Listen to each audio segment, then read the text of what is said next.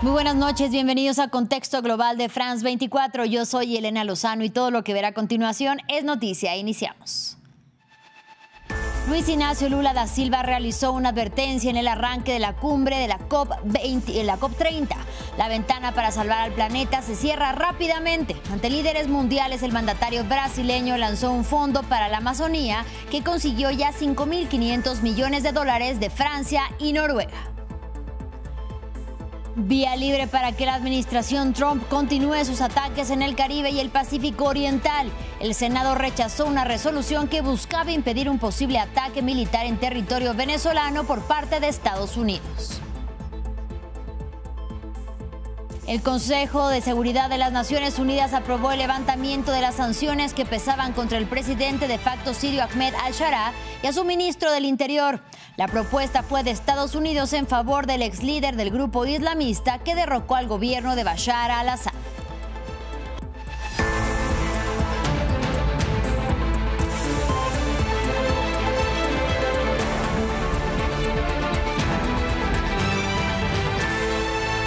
Iniciamos en Brasil. A 3 días de la apertura oficial de la COP30 en Belém, líderes mundiales llegaron a la ciudad amazónica y participaron en una reunión previa a la esperada cumbre medioambiental de la ONU.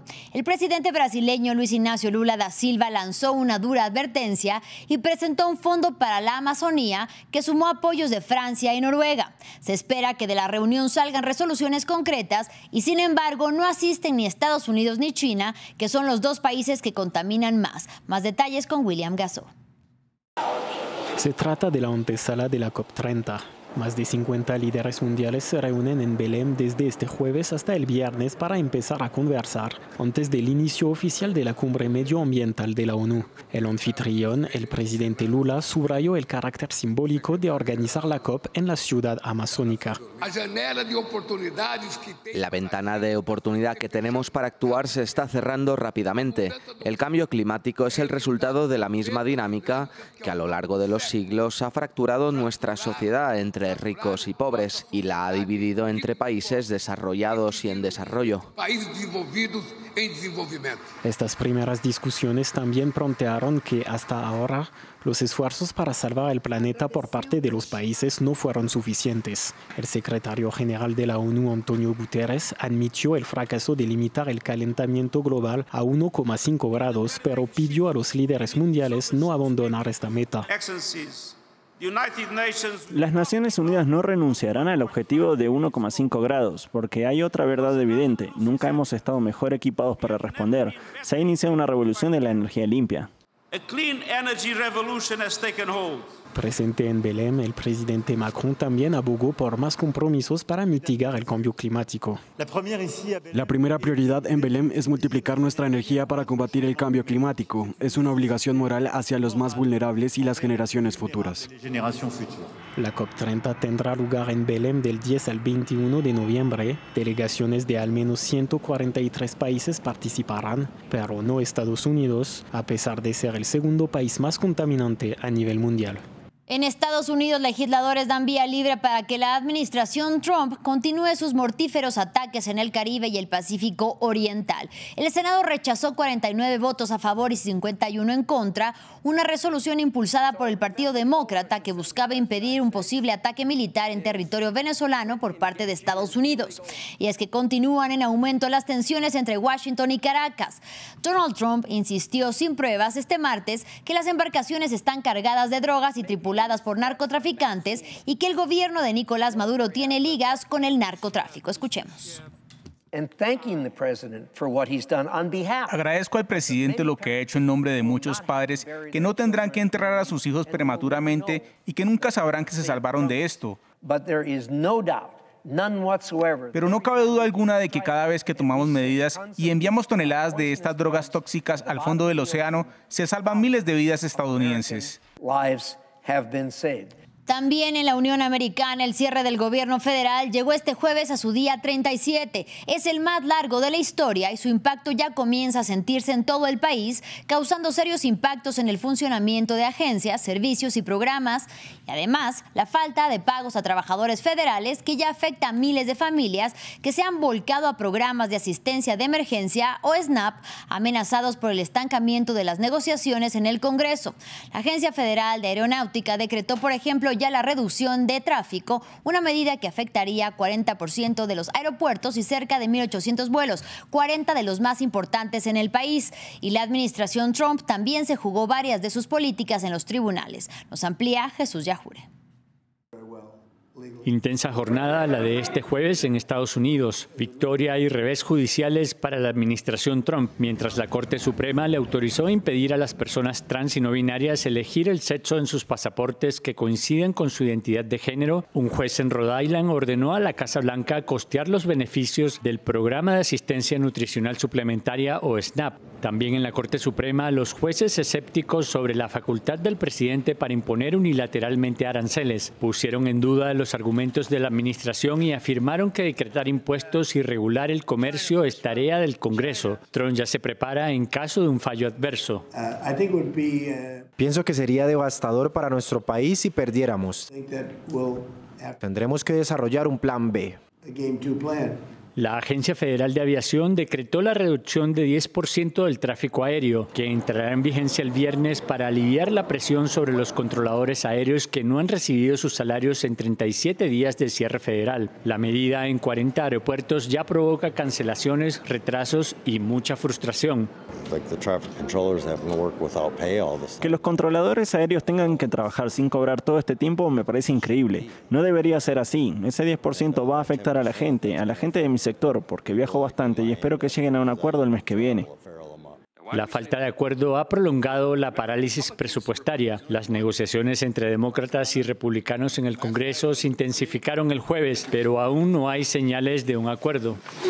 Y tras casi 40 años en el Congreso, la demócrata Nancy Pelosi anunció que no va a buscar la reelección como legisladora en los comicios de medio término del próximo año. Ella fue la primera mujer en presidir la Cámara de Representantes de Estados Unidos y hasta el momento la única. De ella nos habla Samuel Salgado Castro. Es el fin de una trayectoria de 4 décadas como ícono del progresismo demócrata. Gracias, San Francisco, por confiar en mí para ser su voz en el Congreso. Que Dios los bendiga y que Dios bendiga a los Estados Unidos de América. Nancy Pelosi, de 85 años, no se presentará a la reelección al Congreso en 2026 como representante de la ciudad de San Francisco. Fue la primera mujer en ocupar el poderoso cargo de presidenta de la Cámara de Representantes de Estados Unidos. Un liderazgo en el Congreso que sirvió para impulsar la Ley de Salud Asequible en 2010 junto al entonces presidente Barack Obama. Despreciada por el ala más radical de la derecha, Nancy Pelosi irguió como una de las principales rivales del republicano Donald Trump. Intentó destituirlo de la presidencia de Estados Unidos 2 veces, con juicios políticos en la Cámara de Representantes. Su profunda enemistad quedó registrada en 2020, cuando Pelosi rasgó una copia del discurso del Estado de la Unión de Trump tras él rechazar su saludo. El 6 de enero de 2021, día del asalto al Capitolio por parte de seguidores de Trump, tras la victoria demócrata en las elecciones presidenciales, certificó a Joe Biden como presidente de la nación y culpó a Trump de instigación. En una situación política crispada, su esposo David fue atacado con martillo en 2022. En política internacional fue una vehemente defensora de Taiwán y Ucrania, denunciando la cercanía entre Trump y el presidente ruso Vladimir Putin. Putin parece ser el titiritero del presidente Trump y aquel día en Helsinki lo puso en evidencia. La jubilación de Pelosi se produce tras años de resentimiento entre los demócratas más jóvenes hacia los veteranos que se aferran a sus puestos de poder sin hacer lo suficiente para formar a los futuros líderes. En otros temas, el Consejo de Seguridad de las Naciones Unidas aprobó el levantamiento de las sanciones que pesaban contra el presidente de facto sirio Ahmed al-Sharaa y su ministro del Interior. La propuesta fue de Estados Unidos y en términos prácticos supone que ambos sean retirados de la lista de sanciones a individuos y grupos que estén vinculados al Estado Islámico y a Al-Qaeda, que están sujetos a la prohibición de viajes, congelación de activos y embargo de armas. Damasco expresó su agradecimiento tras la votación. Recordemos que el 10 de noviembre el mandatario republicano Donald Trump recibirá a al-Sharaa, en la que supondrá la primera visita de un jefe de Estado sirio en la Casa Blanca. Colegas, con la adopción de este texto, el Consejo envía una clara señal política que reconoce que Siria se encuentra en una nueva era desde que al-Assad y sus asociados fueron derrocados en diciembre de 2024. Existe un nuevo gobierno sirio liderado por el presidente Ahmed al-Sharaa, que trabaja arduamente para cumplir sus compromisos en la lucha contra el terrorismo y el narcotráfico, la eliminación de cualquier remanente de armas químicas y la promoción de la seguridad y la estabilidad regional, así como un proceso político inclusivo, liderado y gestionado por los sirios. Mientras México rechazó la declaración de persona non grata a la presidenta Claudia Sheinbaum por parte del Congreso del Perú. Los legisladores peruanos señalan al gobierno mexicano de injerencia por haberle otorgado asilo a la ex primera ministra de Perú, Betsy Chávez, enjuiciada junto al exmandatario Pedro Castillo. En un comunicado, la Secretaría de Relaciones Exteriores asegura que conceder asilo es un acto pacífico y humanitario y que se decidió en apego al derecho internacional.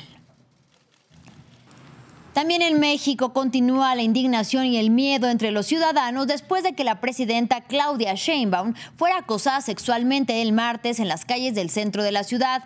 Las mujeres temen ser víctimas de acoso sexual y reclaman que de nada sirve denunciar porque las autoridades no imparten justicia. Recordemos que la mandataria de izquierda busca que el acoso sexual sea homologado como delito penal en los 32 estados de la República. Escuchemos a las ciudadanas de a pie. Pues sí, aquí en México la verdad sí está muy intensa esa situación. O sea, en mi casa desde chiquita me pasaron cosas así. Aquí en México, de hecho, no uso vestidos en la calle por lo mismo. Por una denuncia, es como que ya no te hacen caso, la verdad. No te hacen caso, entonces ¿para qué sirve de que te pongan la denuncia si no te van a hacer caso? Y ya fue identificado el asesino del alcalde de Uruapan en el estado de Michoacán, Carlos Manzo. Se trata de un menor de edad. Víctor Ubaldo, de 17 años, fue quien disparó el sábado contra el funcionario en un evento público y fue abatido por escoltas tras el ataque. Según informó el fiscal de la entidad, se conoció su identidad después de que su familia reclamara el cuerpo y el autor material habría contado con al menos 2 cómplices que aún no han sido detenidos. Ahora vamos a Francia. 3 semanas después del robo de joyas reales en el Louvre, el Tribunal de Cuentas francés publicó un informe sobre la seguridad general del museo más visitado del mundo. El documento, redactado antes del hurto, considerado como el robo del siglo, sostiene que el museo priorizó proyectos vistosos frente al mantenimiento de sistemas críticos, debilitando así la seguridad del lugar. Aquí todos los detalles. Incrementar la seguridad y cambiar el orden de prioridad. Ese es el resumen de un informe que el Louvre estaba esperando y que se redactó antes de que los ladrones se llevaran joyas reales. En un documento de 154 páginas, el Tribunal de Cuentas de Francia señaló múltiples problemas en la gestión del Louvre desde 2018. La Cour fait le constat. El tribunal consideró que el museo había dado prioridad a medidas visibles y atractivas en perjuicio del mantenimiento y la renovación del edificio y de las instalaciones técnicas, en particular la seguridad. Según el tribunal, el museo ha sido demasiado lento a la hora de modernizarse. Afirmó que no priorizó la seguridad a pesar de que se habían señalado deficiencias en una auditoría anterior. El año pasado, el 39% de las salas del museo estaban equipadas con cámaras. Le Louvre n'aura investi. Para el periodo de 2018 a 2024, el Louvre invirtió solo 3 millones de euros en su plan de seguridad, y eso significa que solo destinó el 4% de los 83 millones de euros estimados que se consideran necesarios. Estimé a 83 millions d'euros. El informe también recomienda que el museo reduzca sus adquisiciones de obras, aumente el precio de las entradas, renueve sus plataformas digitales y realice cambios en la forma de operar. La gestión del museo más grande y más visitado del mundo solo puede juzgarse de manera justa si este juicio se basa en una perspectiva a largo plazo. Tras el robo, la directora del Louvre, Laurence Descartes, declaró ante el Senado francés que los planes de seguridad del museo no habían sufrido retrasos. Para debatir el informe y la gestión del Louvre, se ha convocado una reunión de emergencia del Consejo del Museo. Así llegamos al final de este espacio informativo, pero los invitamos a que se queden con nosotros porque ya viene Laura Garzón y Ventana a Europa. Hasta la próxima.